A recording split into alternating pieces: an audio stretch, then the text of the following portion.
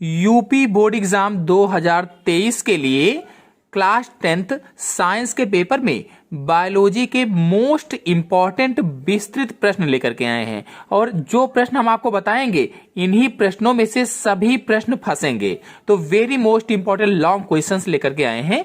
चलिए देखते हैं पहला क्वेश्चन कौन सा इंपॉर्टेंट है। देखिए पहला क्वेश्चन है पाचन तंत्र अथवा आहार नाल। पाचन क्या है, पाचन तंत्र का नामांकित चित्र बनाकर पूरा वर्णन कीजिए, इस तरह से पूछते हैं। या फिर आहार नाल, मनुष्य की आहार नाल का सचित्र वर्णन कीजिए, तो इस तरह से पूछा जाता है। मोस्ट इंपॉर्टेंट क्वेश्चन है और बार बार पूछा जाता है। तो इसका चित्र भी बनाना मैं बता दूंगा और इस पर फुल वीडियो मेरे चैनल में अपलोडेड भी है, आप चित्र सहित जाकर के समझ सकते हैं आसान भाषा में। फिर देखिए दूसरा प्रश्न है मनुष्य के हृदय की रचना तथा कार्यविधि। कभी कभी बाह्य रचना पूछ लेते हैं या फिर आंतरिक रचना मोस्ट इंपॉर्टेंट है। आंतरिक संरचना हृदय की मोस्ट इंपॉर्टेंट है और कार्यविधि भी, और बहुत ही आसान सी भाषा में चित्र सहित मैंने समझाया हुआ है और ये आएगा ही आएगा, मोस्ट इंपॉर्टेंट है, आप लोग जाकर के देख सकते हैं। फिर अगला है उत्सर्जन और नेफ्रॉन की संरचना।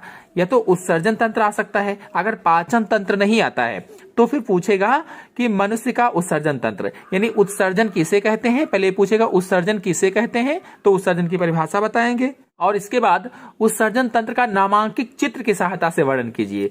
तो पूरा किडनी वगैरह बना करके सब पूरा बताना होगा। इस पर फुल वीडियो अपलोडेड है और डिस्क्रिप्शन में लिंक मैंने दे दिया है, इसकी भी और इसकी भी। आप उस लिंक पर क्लिक करके इन सभी वीडियो को डिटेल से समझ सकते हैं, या फिर आप कहेंगे तो हम फिर से वीडियो बना देंगे। और अगर उत्सर्जन तंत्र नहीं आता है तो उसकी जगह पर नेफ्रॉन की संरचना पूछी जाएगी। ये नेफ्रॉन जो है मोस्ट इंपॉर्टेंट है, नेफ्रॉन जरूर आएगा, चाहे चित्र ही बनाने को आ जाए या फिर इसकी क्रियाविधि पूरा लिखने को आ जाए। तो उत्सर्जन तंत्र या फिर नेफ्रॉन की संरचना अवश्य पूछी जाएगी, मोस्ट इंपॉर्टेंट है, वेरी मोस्ट इंपॉर्टेंट है। फिर अगले क्वेश्चन पर आते हैं। देखिए अगला क्वेश्चन है मेंडल के आनुवांशिकी के नियम। तो प्रश्न पूछा जाता है कि आनुवांशिकता किसे कहते हैं। तो पहले आनुवांशिकता किसे कहते हैं ये बताइए, फिर मेंडल के आनुवांशिकी के नियमों का उल्लेख कीजिए, या फिर प्रभाविता का नियम कहीं पूछ लिया, प्रभाविता का नियम, या फिर पृथक्करण का नियम पूछ लिया, या फिर स्वतंत्र विवरण का नियम पूछ लिया। तो अलग अलग भी पूछा जाता है और ये मोस्ट इंपॉर्टेंट है, ये आएगा ही आएगा, इस पर कुछ ना कुछ अवश्य आता है। चाहे प्रभाविता का नियम आ जाए, चाहे पृथक्करण का नियम आ जाए, या फिर इन दोनों का नियम आ जाए, या फिर आनुवांशिकी के तीनों नियमों को पूछा जा सकता है। तो ये बहुत ही इंपॉर्टेंट है और इस पर प्रश्न आना ही आना है, इसको तैयार कर लीजिए अच्छी तरह से। और फिर अगला है पुष्प की संरचना, स्ट्रक्चर ऑफ फ्लावर। तो पुष्प की संरचना बहुत ही अच्छी तरीके से मैंने समझाया हुआ है, डिस्क्रिप्शन में इन सभी के लिंक दे दिए हैं, आप जाकर के देखिए और एक बार में ही समझ में आ जाएगा। और एक प्रारूपिक पुष्प की संरचना पूछी जा सकती है, या फिर केवल नामांकित चित्र बनाने को आ सकता है। तो नामांकित चित्र कैसे बनाएं आसान सी भाषा में और सही सही कैसे नामांकन करें उसको भी मैंने बताया हुआ है, आप लोग जाकर के देख सकते हैं।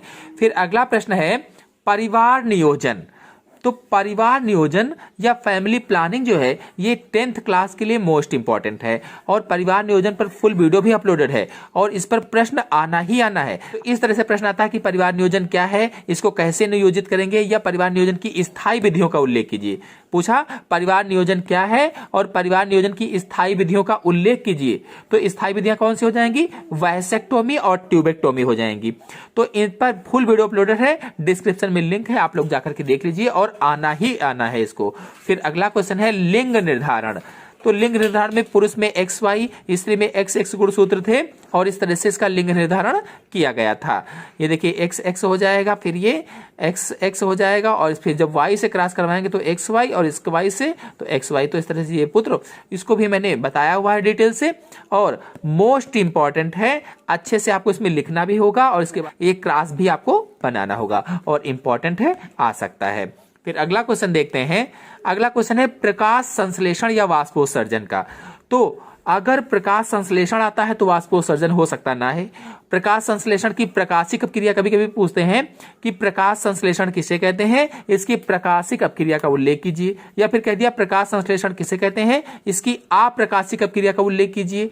या फिर अगर ये नहीं आता है तो वाष्पोत्सर्जन क्या है और वाष्पोत्सर्जन को प्रभावित करने वाले कारकों का उल्लेख कीजिए। इसी तरह से प्रकाश संश्लेषण को प्रभावित करने वाले कारकों का उल्लेख कीजिए, ये आ जाता है।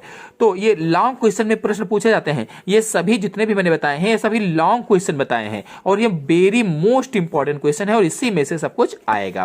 फिर अगला क्वेश्चन है रंध्र और इनका खुलना तथा बंद होना, यानी रंध्र किसे कहते हैं या रंध्र क्या होते हैं और रंध्रों का खुलना तथा बंद होने की प्रक्रिया या इनके खुलने तथा बंद होने की जो प्रोसेस होती है वो कैसे होती है। बहुत ही आसान सी भाषा में इसको समझाया हुआ है और इसमें से कुछ ना कुछ तो आना ही आना है, चाहे खुलना और बंद होने की प्रक्रिया ही क्यों ना पूछी जाए। फिर अगले क्वेश्चन पर आते हैं।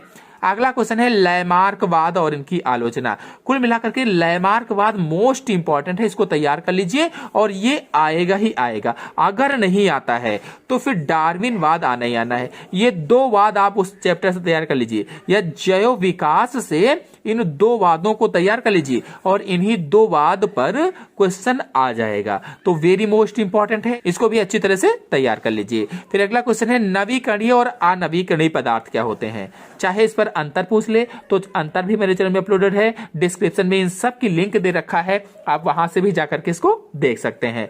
नवीकरणीय पदार्थ क्या होते हैं, अनवीकरणीय पदार्थ क्या होते हैं, दोनों में अंतर भी समझाया गया है। इस तरह से कुल मिलाकर के 13 क्वेश्चन लॉन्ग वाले बताए हैं और इसी 13 क्वेश्चन में से सभी क्वेश्चन फंस जाएंगे लॉन्ग वाले। ये लॉन्ग क्वेश्चन लेकर के आए हैं। अगले दिन आपको टिप्पणी बताएंगे, शॉर्ट क्वेश्चन बताएंगे, अंतर बताएंगे। उन सभी को देखने के लिए मेरे चैनल को सब्सक्राइब कीजिए और अगर वीडियो को लाइक नहीं किया है तो लाइक भी कीजिए, अपने दोस्तों में शेयर भी कीजिए। धन्यवाद।